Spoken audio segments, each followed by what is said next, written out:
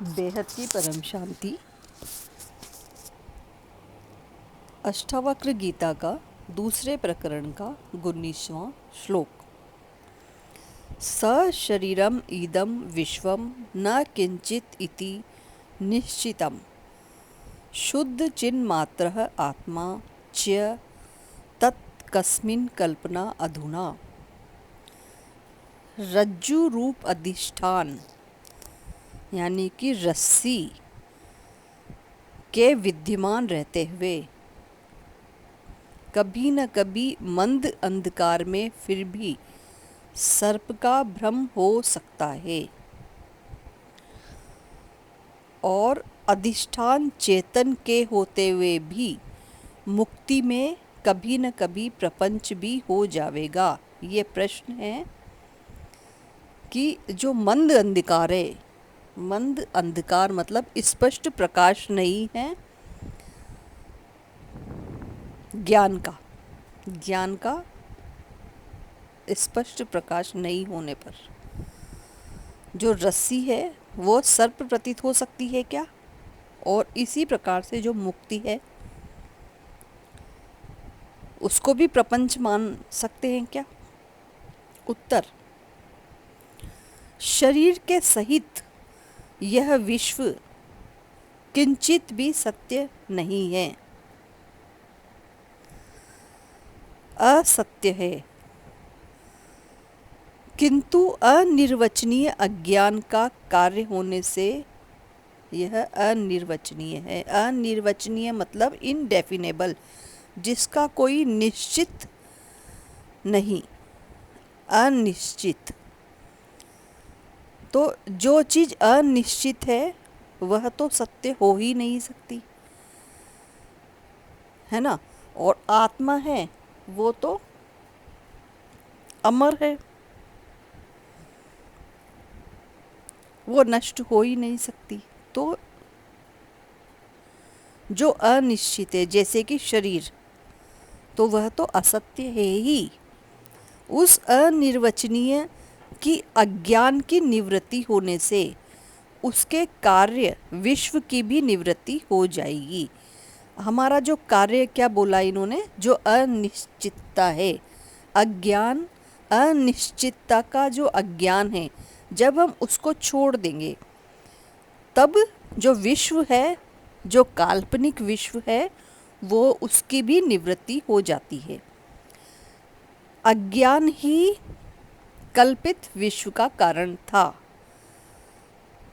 कल्पित मतलब जो कल्पना की थी हमने विश्व की, ये जो जड़ है ये कल्पित है, यही अज्ञान है। उसके नाश हो जाने से फिर मुक्त पुरुष में विश्व उत्पन्न नहीं होता है। अज्ञान का नाश होने से, अनिश्चितता का अज्ञान का नाश होने से फिर कल्पित विश्व उत्पन्न नहीं होता है। जैसे मंद अंधकार के दूर होने से फिर सर्प की भ्रांति भी नहीं होती है, वैसे प्रकाश स्वरूप आत्मा के ज्ञान से फिर कदापि विश्व की उत्पत्ति नहीं होती है। आत्मा क्या है? प्रकाश स्वरूप। तो जो प्रकाश स्वरूप आत्मा है, जब इसका ज्ञान हो जाएगा तो फिर जो विश्व है, काल्पनिक विश्व है, उसकी उत्पत्ति नहीं होगी। शरीरम स्वर्ग नरको बंध मोक्षो भयम तथा कल्पना मात्रम एव एतत् किम कार्यम चिदात्मनः। प्रश्न है, यदि संपूर्ण प्रपंच अवास्तविक माना जाए तब वर्ण और जाति आदि का आश्रय जो स्थूल शरीर है वह भी अवास्तविक ही होगा। वर्ण और जाति दोनों को इन्होंने अवास्तविक माना है। वो स्थूल शरीर को नाम दिया है हमने वर्ण और जाति का, तो वह भी अवास्तविक ही होगा। और दूसरा प्रश्न, यदि शरीर को आश्रय करके प्रवृत्त जो विश्व निषेध शास्त्र है वह भी अवास्तविक ही होगा। विधि निषेध शास्त्र, विधि का मतलब कोई भी प्रोसीजर करते हैं जो, और निषेध जो कि अपन मना है कोई भी चीज़, बहुत सारी चीज़ों का शास्त्रों में मना है और बहुत सारी चीज़ों का शास्त्रों में विधि दी हुई है। तो इस प्रकार से विधि निषेध शास्त्र के बारे में इन्होंने कहा है कि क्या वो भी अवास्तविक ही है। फिर उस शास्त्र द्वारा बोधन किए हुए वो स्वर्ग और नरक है, वे भी अवास्तविक अर्थात मिथ्या ही होंगे। स्वर्ग और नरक भी नकली है क्या, वो भी हम काल्पनिक है क्या। फिर स्वर्ग नरक आदि में राग और नरक आदि में जो भय मिथ्या होंगे, और शास्त्र में जो बंध और मोक्ष हैं वे भी सब मिथ्या ही होंगे। तो प्रश्न में क्या क्या चीज़ें पूछी है इन्होंने मिथ्या की, कि एक तो वर्ण और जाति जो कि स्थूल शरीर की है, एक विधि और निषेध शास्त्र है, एक जो है शास्त्रों में जो स्वर्ग और नरक बताए गए हैं, और इसके बाद बंध और मोक्ष दोनों, ये सब मिथ्या हैं क्या। जनक जी कहते हैं कि शरीर आदि सब कल्पना मात्र ही है। सच्चिदानंद स्वरूप मुझ आत्मा का इन शरीर आदि के साथ कोई संबंध नहीं, किंतु कोई भी संबंध हो ही नहीं सकता, क्योंकि सत्य मिथ्या का वास्तविक संबंध नहीं बन सकता। जो सच है और जो असत्य है, उन दोनों का आपस में संबंध कैसे हो सकता है। और जितने विधि निषेध वाक्य हैं वे सब अज्ञानी के लिए हैं, ज्ञानवान का उनमें अधिकार नहीं है। उस वास्ते ज्ञानवान की दृष्टि में शरीर आदि और विधि निषेध सब अवास्तविक ही हैं।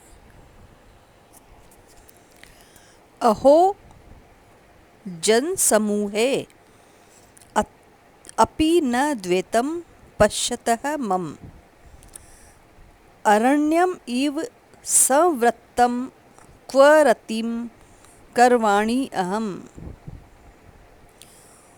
पूर्व वाले वाक्य द्वारा जनक जी ने कहा कि स्वर्ग आदि के साथ मेरा कुछ भी प्रयोजन नहीं है। अब इस वाक्य करके कहते हैं कि इस लोक के साथ भी मेरा कुछ प्रयोजन नहीं है। ये जो लोक है, भूलोक भूर्वलोक, ये इसके साथ भी क्या मेरा कुछ भी प्रयोजन नहीं है। जनक जी कहते हैं कि हे प्रभु, बड़ा आश्चर्य है कि मैं द्वैत को देखता भी हूँ और तब भी जनों का जो समूह रूपी द्वैत वन की तरह उत्पन्न हुआ है उसके बीच में होता हुआ भी उसके साथ मुझको कोई प्रीति नहीं है। मतलब मैं इसको द्वैत के रूप में देखता हूँ और इसके बीच में रहते हुए भी मुझे इससे कोई प्रीति नहीं है, कोई प्रेम नहीं है, क्योंकि मैंने इसको मिथ्या जान लिया है। मिथ्या वस्तु के साथ ज्ञानवान प्रीति को नहीं करते हैं।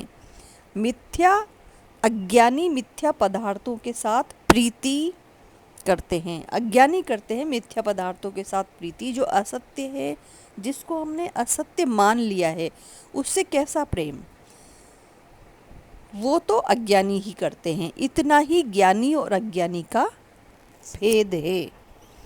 तो वीडियो को पूरा देखने के लिए बहुत बहुत धन्यवाद। आइए हम सब बापूजी का ज्ञान सुनकर बापूजी दशरथ भाई पटेल चैनल पर उनके साथ विश्व परिवर्तन में सहायक बने और सभी जगह परम शांति फैलाएं। बेहद के बेहद की परम परम परम महाशांति है, महाशांति है, महाशांति है। इस मंत्र को बोलेंगे अपनी बुद्धि में, जो है परम धाम, ऊंच ते ऊंच परम धाम में जाकर उस परम पिता को याद करके ये मंत्र बोलना है और विश्व में परम शांति फैलानी है। वीडियो को पूरा देखने के लिए बहुत बहुत धन्यवाद। परम शांति।